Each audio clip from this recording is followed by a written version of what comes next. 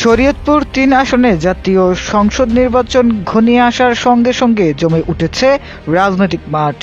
BNP এবং জামায়াতে ইসলামী আগেই প্রার্থী ঘোষণা করায় তারা বর্তমানে সবচেয়ে সক্রিয়ভাবে ভোটের প্রচারণা চালিয়ে যাচ্ছে। বিএনপির মনোনীত প্রার্থী মিয়া নুরুদ্দিন অপু এবং জামায়াতের মনোনীত প্রার্থী আজহারুল ইসলাম দুজনই নিজেদের অবস্থানে সুদৃঢ় করতে প্রতিদিনই মাঠে প্রচারণা চালাচ্ছেন।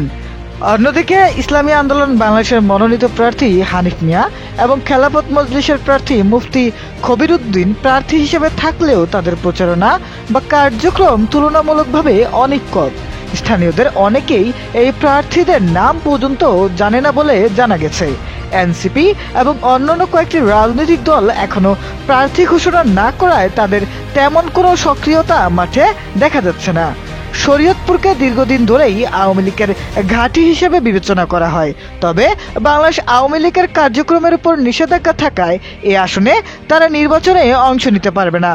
ফলে ঐতিহ্যগতভাবে শক্ত প্রতিদ্বন্দ্বী দলটির অনুপস্থিতি এলাকায় এক নতুন সমীকরণ তৈরি করেছে।